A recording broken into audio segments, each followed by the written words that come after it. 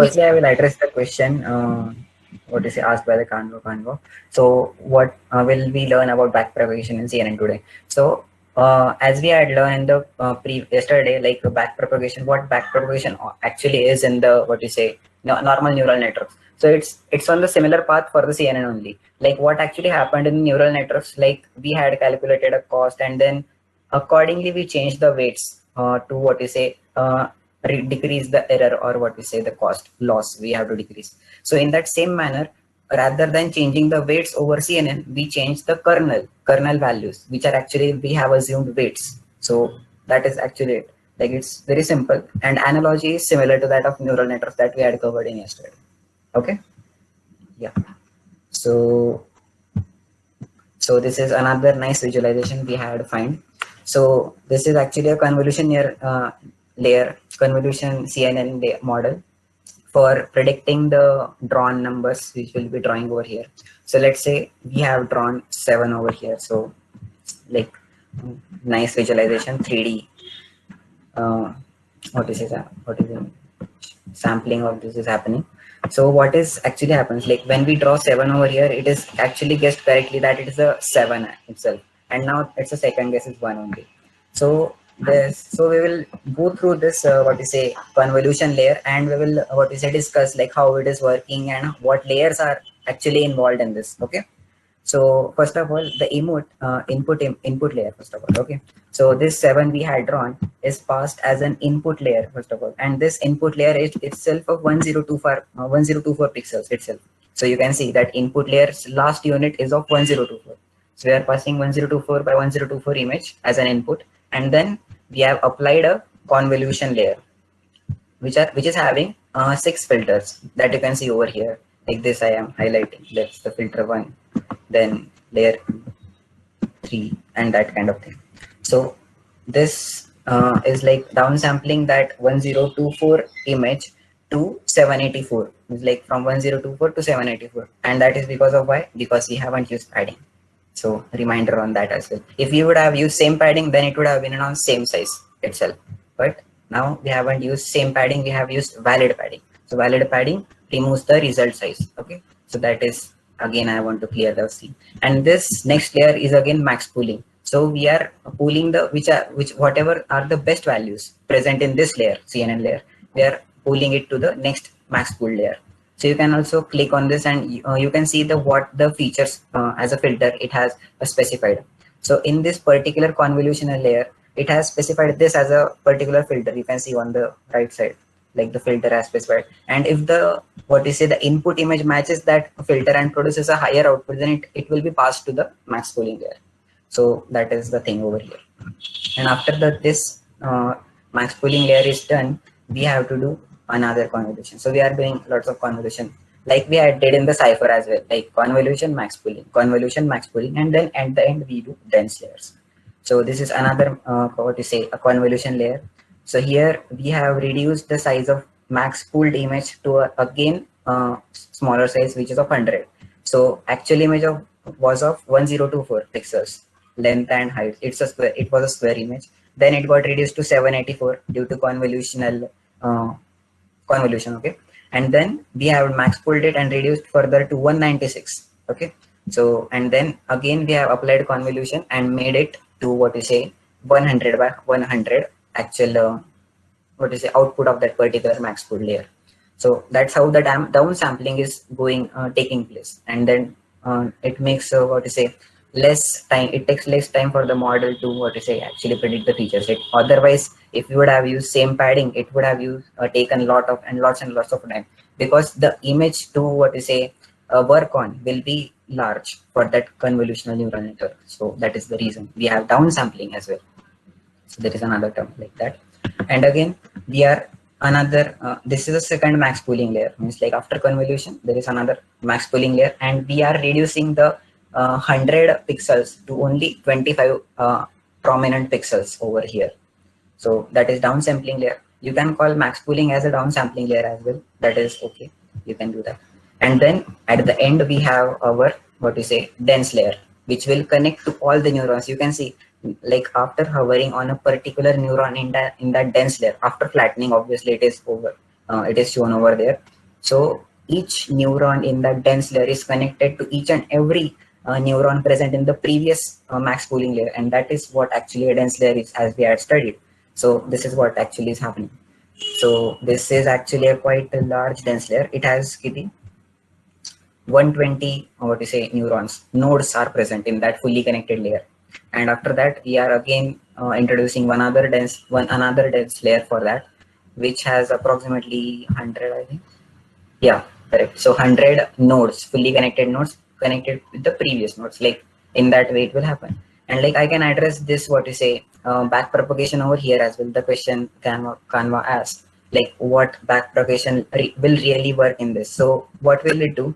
Like while training phase, when the epochs are going on, what we can do is like the model will predict some features over the convolution, will pass on to the max pooling. Then again, some features will be selected, passed on to the max pooling, and this dense layers will be there, and then it will predict certain output. But when we are providing training data and the output it generated is like wrong, means like as per the data it should have predicted 7, but uh, while training it let's say it's a predicted a 9. So what will it do? Bad network. And we will again change the filters, convolution filters, which are applied over this convolution layer. And this in this manner the back propagation will take place, and the values in the kernel will be modified to get a better neural network. So that answer also gets visually cleared out from this. Okay, so this is it, and like we can tweak it in many ways. Like we say have to draw one, and then it is successfully predicting that one is one. Okay, and then we can try out multiple various numbers like 0, correctly predicting. Second guess is right, because the features of 0 are somewhat kind of similar, because in 0 there is only one circular loop, but in 8 there are two. So its second guess means the guess having the second most highest probability that it is 8. So it actually relates. We can also actually relate that the feature selection would have been in that manner. So that is the thing. Again we can do like 4 as well, like, and now let's check it out. Like some people draw 7 like this, though it's predicting correctly. Some people draw it like this, so still it has gone wrong. Okay, that is the what is the beauty of neural networks, it can go wrong as well. Huh? So okay, so this time I have drawn in thoda sa correctly, so it is guessed correctly. Now the first case is of 7. So you got this analogy and the visualization you got, so you can play with it and explore multiple things in it as well. So that was one thing. And another interesting what we say uh, example online, we have an activity you can also do. It's like teachable machine with google.com. So this entire site is developed by Google itself. So here you can directly pass the training examples, as well as you can train the model and see the results real time, and you can export the model itself. Like काम एकदम easy हो जाता है. So we will try that out, and we will try out the एकदम basic rock paper scissor game right now, and we will directly do this. Okay, let me just enable the access. Okay, and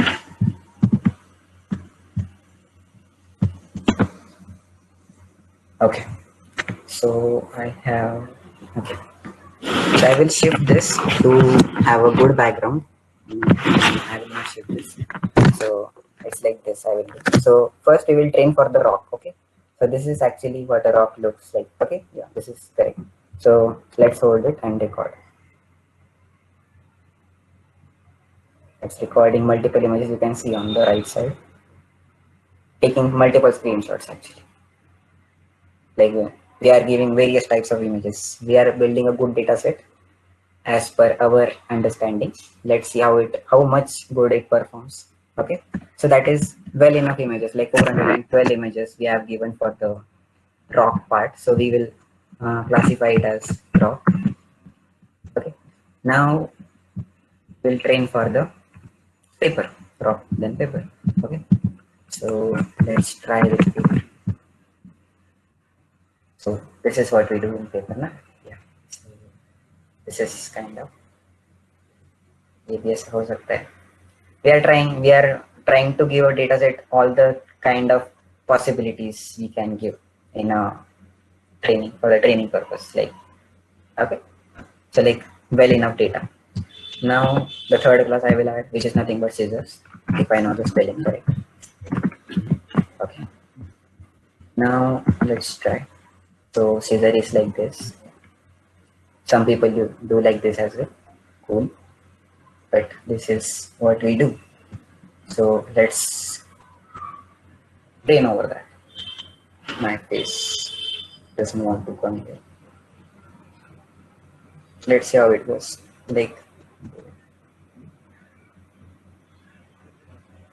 yeah.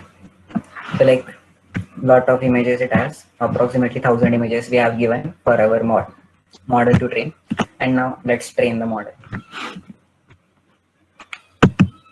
So yeah, yeah, correct. So it's training. It will take only like hardly 1 or 2 minutes at max, and because it's Google does things very fast. Let's just wait for a minute, and then we can see the actual live feed of this model.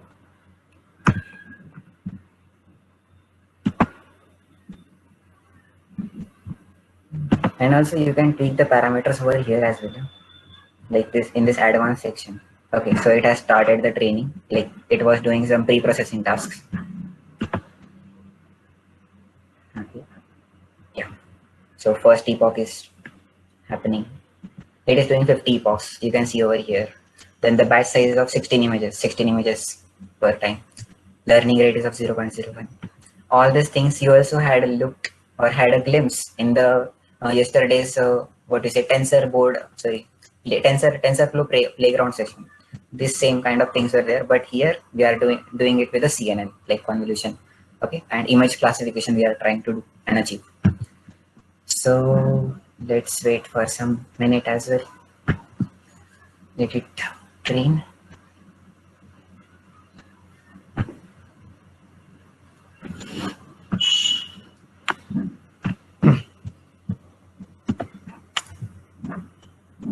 The screen is visible, right?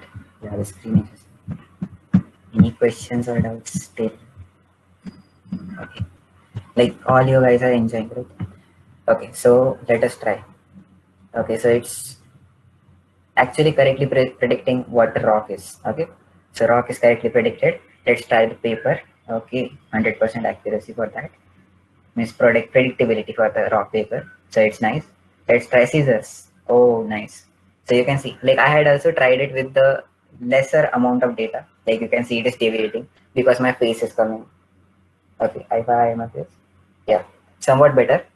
So in that way, you can try this on and enjoy it. Like you can do this smiley face, sad face, anything. So just for the time pass, you will do. And so yeah, all of you had gotten a glimpse of how to like do it without code as well. And you can also export the model. For those who don't want to code, they can directly export the model, download it, and they can directly load